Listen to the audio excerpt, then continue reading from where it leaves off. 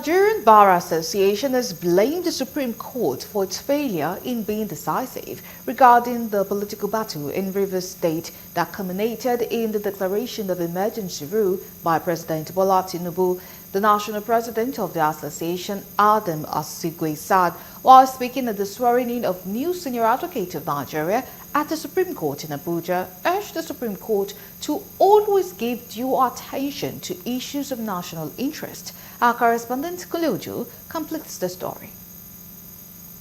Recall that emergency rule in Rivers State was declared on 18th March 2025 by President Bola Tinubu following the political crisis in the state, while it was reversed on 17th September 2025. The national president of the Nigerian Bar Association, Afam Osigwe, while speaking at the new legal year of the Supreme Court and swearing in of the new senior advocate of Nigeria, accused the Supreme Court of inaction on the matter, adding that out of all the cases that borders on the crisis, only one was attended to.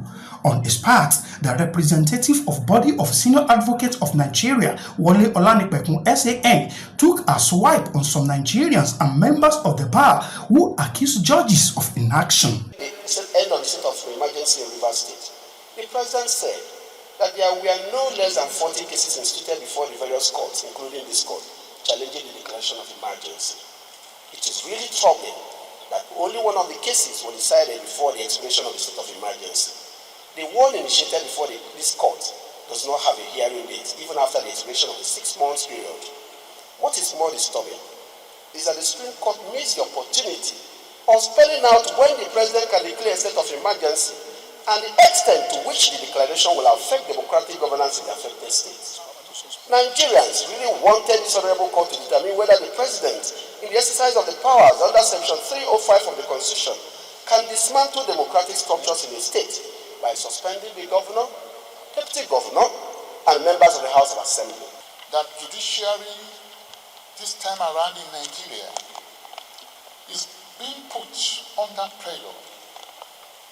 A lot of people are accusing the judges, and some of us in the legal profession are joining them. To me, it is not right. I'm not saying that judges are saints.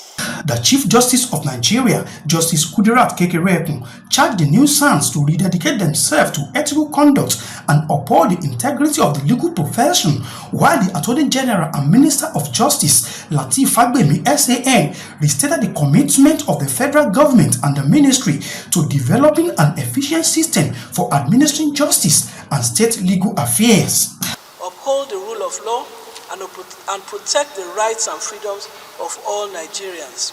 Yet, this mission cannot be achieved without the unwavering commitment of our judges and judicial staff. I urge us all, as custodians of justice, to carry out our duties with integrity, discipline, and diligence. We will continue to develop and maintain an efficient system for administering justice and state legal affairs.